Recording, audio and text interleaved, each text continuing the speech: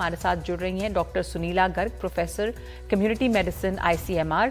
Doctor Garg, आपसे समझना चाहती हूँ कि नेजल वैक्सीन अब तक की जो वैक्सीन थी उनसे किस तरह की अलग हैं, इन पे काम चल रहा था। तो ये जो वैक्सीन है इसकी जो एफिकेसी है उसके बारे में किस तरह का रिसर्च रहा है? बहुत बहुत धन्यवाद नगमा जी, और आपको गणतंत्र दिवस की बहुत बहुत शुभकामनाएं। मैं कहना चाहूंगी कि आज का बहुत अच्छा दिन है जिसमें हमारा नेजल वैक्सीन लॉन्च हुआ है, क्योंकि हमें ये समझना है कि ये नेजल वैक्सीन है, यानी कि हम इंजेक्शन के माध्यम से नहीं देंगे। नाक में इसकी 0.5 ml यानी कि जिसको कि हम कहते हैं 4-4 बूंदें जो है एक एक नाक में देनी होगी। और जो कि हम कहते हैं प्राइमरी जो वैक्सीन है, नेजल वैक्सीन जो है इनकोवैक, इसकी 2 डोजेस लगाई जाएंगी 18 साल से ऊपर की। और ये बूस्टर का भी काम करेगी, जिसको कि हम हेट्रोलोगस कहते हैं, यानी कि जिन्होंने कोवैक्सीन लिया है या कोविशील्ड लिया है और उन्होंने अपना बूस्टर डोज नहीं लिया, और उनको अगर हम ये वैक्सीन देंगे, अभी इंट्रानेजल वैक्सीन स्पेशली 18 साल से ऊपर आपने बताया। परंतु मैं ये भी कहना चाहूंगी कि जो हमारे बुजुर्ग लोग हैं जिन्होंने देखा कि हमारे नंबर ऑफ केसेस अब कम हो रहे हैं, तो अगर हम उनको देंगे, कोमॉर्बिडिटीज उनमें ज्यादा हैं, तो ये बूस्टर का काम भी करेगा और ये हेट्रोलोगस वैक्सीन का भी काम करेगा।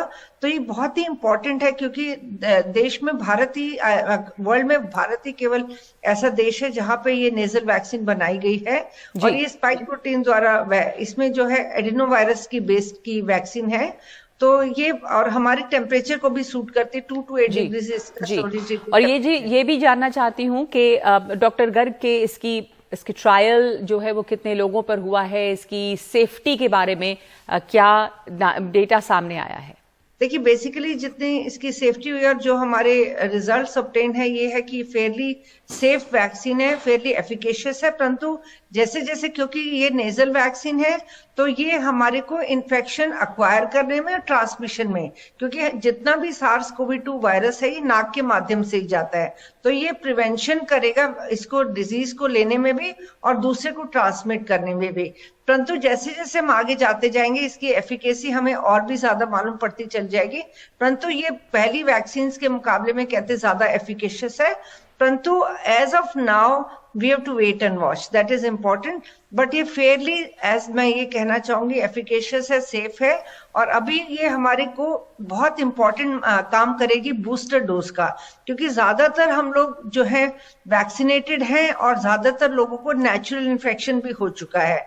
क्योंकि जब हमारी ओमिक्रॉन की वेव आई थी, हम सभी लोग इन्फेक्ट हुए, परंतु लोगों को पता नहीं चला, क्योंकि वो वेरिएंट ऑफ कंसर्न नहीं, वेरिएंट ऑफ सपोर्ट था हमारे लिए। यानी कि सपोर्ट इसलिए क्योंकि हम सब इन्फेक्ट हुए। तो फेयरली एफिकेशियस वैक्सीन है। तो जैसे जैसे हम आगे चलते चल जाएंगे, इसके सक्सेसफुल ट्रायल्स भी हो चुके हैं।